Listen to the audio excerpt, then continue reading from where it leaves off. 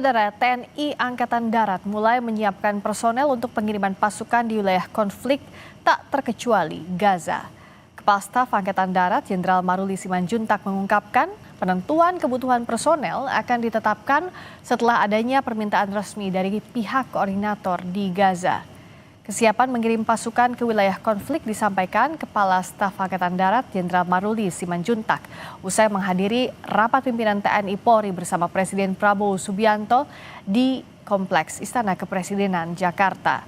Ia mengungkap sejumlah pasukan sudah siap, bahkan sudah berlatih.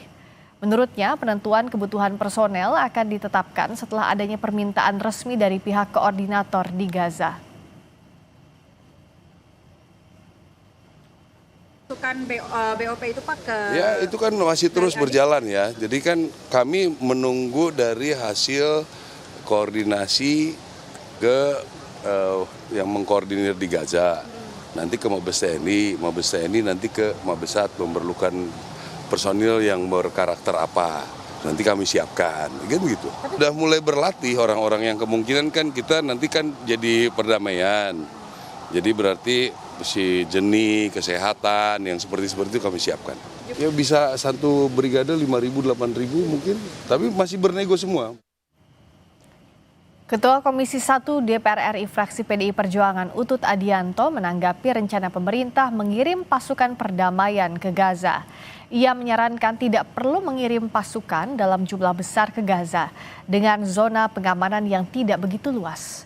Menurutnya, kehadiran TNI di Gaza menunjukkan komitmen Indonesia menjaga perdamaian dunia, sekaligus mendorong kemerdekaan Palestina. Intinya, hemat saya tidak perlu terlalu besar seperti yang 20.000 itu. Tentukan teman-teman di Kemhan sudah punya ukuran. Kalau jalur Gaza sempat saya pelajari itu luasnya 45 km persegi. Itu lebih kecil sedikit dari Jakarta Pusat. Siapa yang menjadi lead, biar itu nanti ada rundingan di tingkat presiden. Tentu kita berdoa ini lebih seperti peacekeeping forces, penjaga perdamaian, dan membantu percepatan perbaikan Gaza.